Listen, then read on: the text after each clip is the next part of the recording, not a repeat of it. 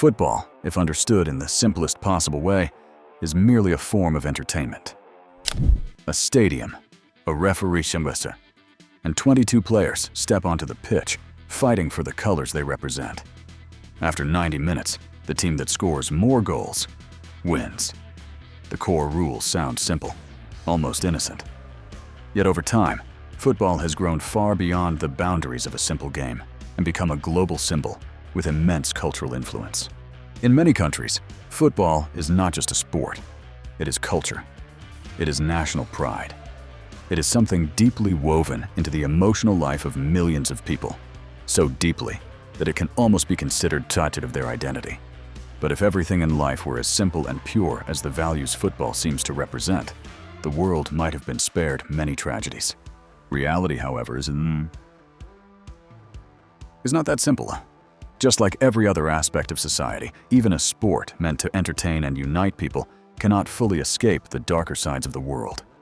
Social issues, politics, culture, and violence sometimes seep quietly into football, turning moments that should belong only to joy and sporting passion into heartbreaking tragedies. And the assassination of defender Andrés Escobar after the 1994 World Cup is one of those tragedies. A story that, when we look back at it, reminds us that sometimes football is only a curtain hiding far deeper problems within society. In the early morning of July 2nd, 1994, in Medellin, a city already far too familiar with violence, gunshots rang out in the parking lot outside a bar called El Indio. Shots echoed repeatedly through the night. A man fell to the ground, and according to witnesses who were present at the scene, every time the gunman pulled the trigger, he shouted the same word: "Goal! Goal! Goal!" A total of 12 bullets were fired. The man lying on the ground was Andrés Escobar, defender of the Colombia national team, who had returned home not long before from the 1994 World Cup in the United States. Just days earlier, he had still been playing on the pitch in front of millions of spectators. Now he was dead at the age of 27. The news spread quickly. Within hours, the entire football world knew what had happened. A player who had just participated in a World Cup had been shot dead in his own country. What shocked people even more was the reason many believed had led to his death: an own goal. To understand how a moment on a football pitch could lead to such a tragedy in real life, we need to go back a few weeks earlier, when the 1994 World Cup was about to begin. Colombia entered the tournament with enormous expectations. In fact, considering the circumstances at the time, they were one of the most talked about teams before the competition even started. During the South American qualifiers, Colombia produced one of the most shocking results in football history. They defeated Argentina 5-0 in Buenos Aires. Very few teams in the world had ever achieved something like that. That victory made the football world look at Colombia very differently. Their squad was also full of talent. Carlos Valderrama, with his iconic blonde curly hair, was the heart of the team. Players like Freddy Rincon, Faustino Asprilla, and Leonel Alvarez all possessed the ability to create moments of brilliance. And in defense, Andrés Escobar was one of the most trusted players. Escobar was not the kind of defender who relied on aggressive or dirty tackles. He read the game intelligently, handled the ball calmly, and rarely lost his composure. To Colombian fans, he was a very special player, not only because of his style of play, but also because of his personality. Escobar was widely known as a quiet, polite, and humble person. Because of that, he had earned a beautiful nickname, the Gentleman of Football. But the 1994 World Cup did not unfold the way Colombians had imagined. In their very first match of Group A, Colombia lost 3-1 to Romania. It was a shock, but not yet the end of their hopes. They still had 2 matches left to recover. Colombia's second match took place on June 22, 1994, against the United States, the host nation of the tournament. And that match would become the most tragic moment in Andrés Escobar's life. In the 34th minute, American midfielder John Harkes delivered a low cross into the penalty area. At first, the situation did not seem particularly dangerous. Escobar rushed back to intercept the ball, but sometimes a single moment is enough to change everything. He slid to block the cross. The ball deflected, and it rolled straight into the net. Own goal.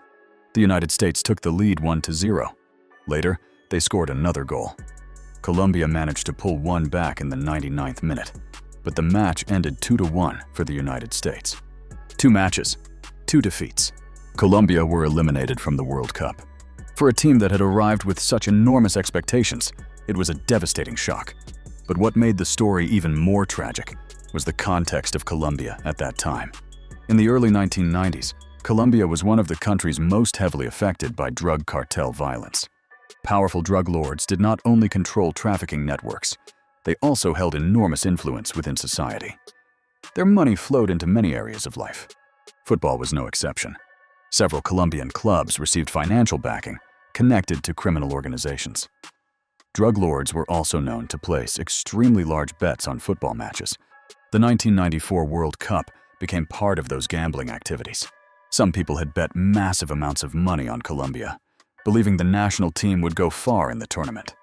When Colombia were eliminated early, enormous sums of money were lost. And in a society where violence was not uncommon, the consequences could be unpredictable. After Colombia left the World Cup, the players gradually returned home. Escobar returned to Medellin. Although disappointed by the team's results, he tried to remain calm and continue living his normal life. But in the early hours of July 2, 1994, everything changed. Escobar went to a bar with several friends. When he left the bar and stepped into the parking lot, a stranger approached him. Moments later, gunshots rang out. 12 shots. According to Escobar's fiancée, the gunman shouted, "Goal!" after each shot, mocking the own goal Escobar had scored at the World Cup. Escobar was rushed to the hospital, but he did not survive. His death shocked the entire football world.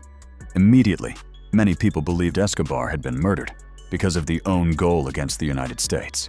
Some witnesses claimed the gunman fled the scene in a car belonging to Pedro and Juan Gallon, men rumored to have lost a large amount of money betting on Colombia during the World Cup.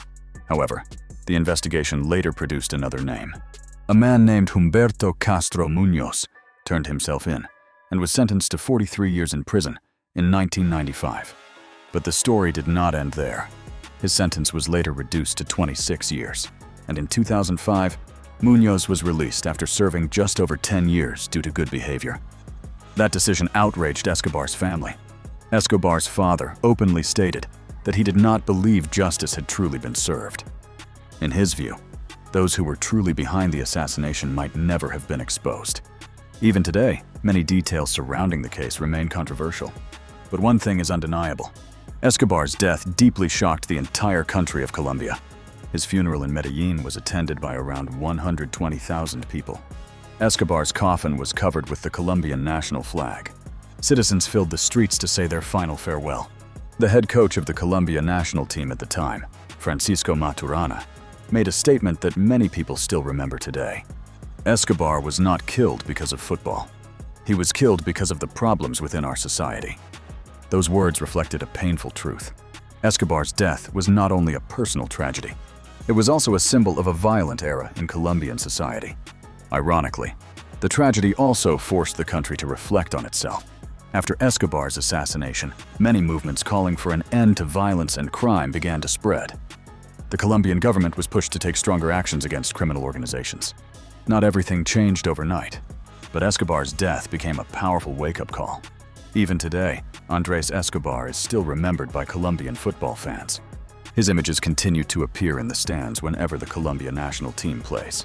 At Atlético Nacional, the club where he spent much of his career, supporters still sing songs in his memory. One sentence written by Escobar is often quoted: "Life doesn't end here." He wrote those words after Colombia's elimination from the World Cup. It was a sentence filled with hope, but tragically, only a few days later, his life ended in the most heartbreaking way. And that is why the story of Andrés Escobar remains one of the most painful memories in football history. Not because of the own goal in 1994, but because of the cruel way a truly decent man lost his life.